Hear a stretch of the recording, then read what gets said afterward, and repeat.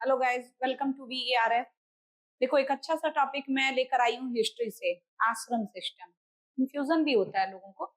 Topic दोनों से UGC net और यूपीएससी दोनों का टॉपिक है, रिटर्न का भी इवन टॉपिक है। देखो, क्वेश्चन का मोड क्या बनता है। आश्रम सिस्टम जनरली हम लोग पढ़ते हैं, 4 आश्रम है, 3 आश्रम का जिक्र कहाँ मिलता है, ये सब चीजों को। आश्रम के अंदर से क्वेश्चन कैसे निकलेगा, उन चीजों को देखो।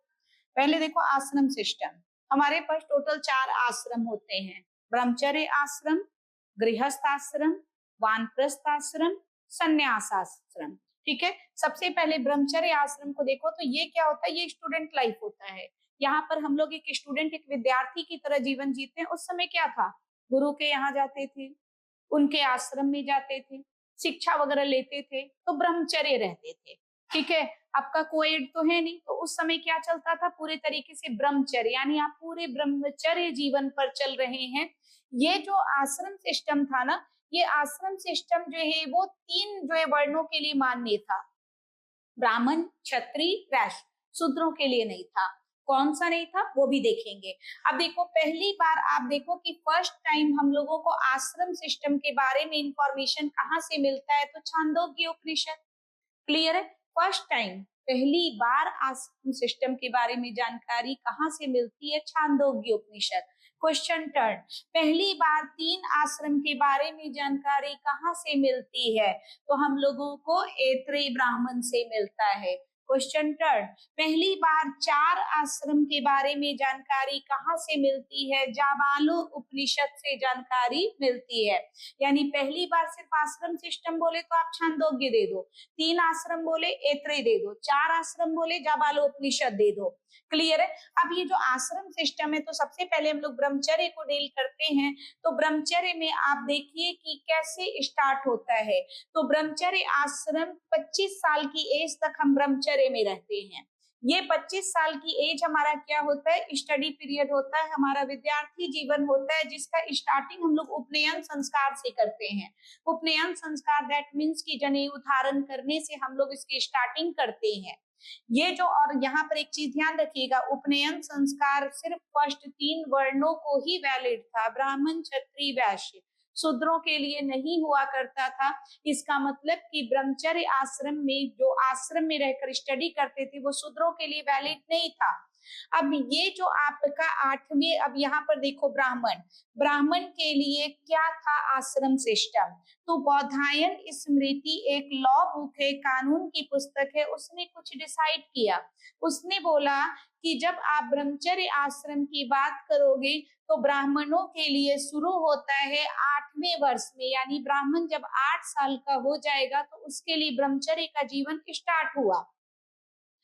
किस मौसम में उसका उपनयन संस्कार होता है, वसंत ऋतु में। किस मंत्र से उसका उपनयन संस्कार होता है, गायत्री मंत्र से, क्योंकि ब्राह्मणों को सर्वश्रेष्ठ माना गया था उस समय। तो गायत्री मंत्र से ब्राह्मणों का उपनयन संस्कार होता है। वो ब्रह्मचर्य आश्रम में प्रवेश करते थे अपने एज 8 में और बसंत ऋतु में। क्वेश्चन को देखो, क्षत्रियों के लिए ब्रह्मचर्य आश्रम कब शुरू होता था, 11वें वर्ष में, उनकी एज के 11वें वर्ष में। किस ऋतु में स्टार्ट होता था, ग्रीष्म ऋतु में, समर पीरियड में स्टार्ट होता था, समर सीजन में। किस मंत्र के द्वारा, तो त्रिष्टुप मंत्र के द्वारा हम लोग क्षत्रियों का ब्रह्मचर्य आश्रम स्टार्ट करवाते थे। वैश्यों का ब्रह्मचर्य आश्रम कब शुरू होता था, 12वें वर्ष में। उनके लिए जो मौसम होता था वो शरद ऋतु तय किया जाता था। किस मंत्र के द्वारा जो है वो वैश्यों का उपनयन संस्कार होता था, जगती मंत्र के द्वारा। तो यहाँ पर क्वेश्चन अंदर से आ गया कि ब्राह्मणों का उपनयन संस्कार किस मंत्र से करते थे, गायत्री। क्षत्रियों का किससे किया करते थे, त्रिष्टुप। जो वैश्य का किससे हुआ करता था, जगती मंत्र। ये सारा कुछ डील कौन कर रहा है, तो बौधायन स्मृति डील कर रहा है। स्मृति यानी कानून की पुस्तक। अब इस ब्रह्मचर्य आश्रम में जो स्टूडेंट होते थे ना, वो 2 प्रकार के होते थे, नैष्टिक और उपाकुर्वाण होते थे। नैष्टिक वो स्टूडेंट को बोला जाता था जो जीवन भर जो है आश्रम में रहता था और शिक्षा ग्रहण करता था, that means whole life student, वो कहलाता था नैष्टिक। और कुछ स्टूडेंट ऐसे होते हैं कि कुछ समय के लिए आए और चल दिए। वो जो कुछ समय के लिए आए और चल दिए, उसे हम लोग क्या बोलते थे, उसे हम लोग उपाकुर्वाण कहते थे। ये फिक्स टाइम के लिए होते थे, महीना, 2 महीना, 4 महीना, 6 महीना, आप आइए और आप जाइए। अब देखो कोई भी चीज जब होता था, आज के कॉलेज लाइफ में हम देखते हैं हमारा फेयरवेल कर दिया जाता है। ये फेयरवेल वर्ड उठकर कहाँ से आया था? ये फेयरवेल वर्ड उठकर आया था समावर्तन से। जब ब्रह्मचर्य आश्रम खत्म हो जाए, 25 साल पूरा हो जाए, तो गुरु एक समावर्तन नामक फेस्टिवल किया करता था, जिसको आज आप फेयरवेल से कंपैरिजन कर सकते हो इजिली, समावर्तन। लेकिन तब भी और अब भी कुछ स्टूडेंट ऐसे हुआ करते थे जो बिना गुरु को बताए गायब। आज भी बिना गुरु को बताए कुछ स्टूडेंट गायब। तो जो स्टूडेंट बिना गुरु को बताए चले जाते थे, उस स्टूडेंट को बोला जाता था खटवारूढ़। ठीक है, तो बोलेगा इन वैदिक टर्म में खटवारूढ़ क्या है? तो विदाउट समावर्तन, बिना गुरु को बताए जो स्टूडेंट चले गए हैं आश्रम से, वो कहलाते हैं खटवारूढ़। अब इस आश्रम के बाद ये तो मस्ती वाला लाइफ हो गया, ब्रह्मचर्य, नो रिस्पॉन्सिबिलिटी। क्लियर है? पूरे जो है वो आश्रम सिस्टम में, चारों आश्रम में सबसे टफेस्ट आश्रम किसको बोला गया है? गृहस्थ आश्रम कहते हैं। सबसे कठोर आश्रम गृहस्थ आश्रम है। लोग कहते हैं कि गृहस्थ आश्रम इजी है, नहीं, उसको तो पहले भी जो है वो लॉ बुक वगैरह के अंदर भी माना गया है कि ये तो बहुत ही टफेस्ट है। आज के समय में शादी नहीं करना इजी है, शादी करके जीवन निभाना टफ है। क्लियर है? तो यहाँ पर आप देखो, ये टफेस्ट था आश्रम, सभी आश्रम में सबसे ज्यादा कठोर आश्रम है।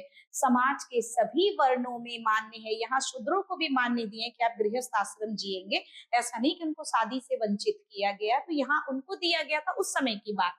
इस एज में क्या होता है? मनुष्य तीनों ऋणों से मुक्ति पाता है। एक्चुअली में मनुष्य के पास उसका पितृ ऋण होता है, देव ऋण होता है, और साथ ही साथ ऋषि ऋण होता है। तो मनुष्य इस आश्रम में अपने तीनों ऋणों से मुक्ति पाता है। इसी आश्रम में पंच महायज्ञ होते हैं और त्रिवर्ग का प्रावधान होता है। त्रिवर्ग का मतलब आपका हो गया यहाँ पर कि जो है वो धर्म, अर्थ, काम। ठीक है, दैट मीन्स कि रिलीजन्स को देखना है, इकोनॉमी देखनी है, सेक्सुअल रिलेशन देखना है, ये सारी चीजें किसमें आती है? तो त्रिवर्ग में आता था, जो इस आश्रम में होता है। ये पंच महायज्ञ जो होता था, पंच महायज्ञ के अंदर में हमारे पास ब्रह्म यज्ञ यानी कि ऋषि यज्ञ होता था, एक देव यज्ञ होता था, एक पितृ यज्ञ होता था, एक मनुष्य यज्ञ होता था, और एक भूत यज्ञ होता था।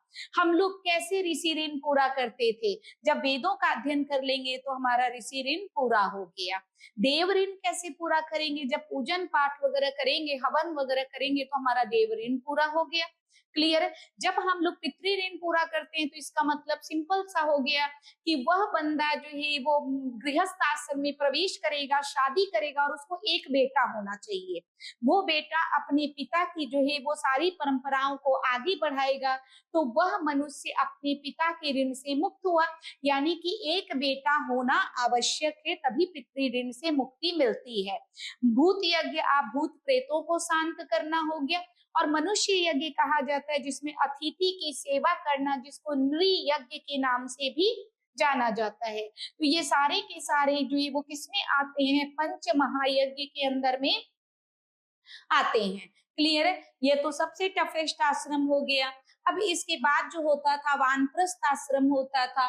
वानप्रस्थ मतलब हम जंगलों की ओर चले, लेकिन जंगलों की ओर हम चले ये 50 से 75 साल के बीच का होता था, 50 to 75 ईयर हम जंगल की ओर जाते थे।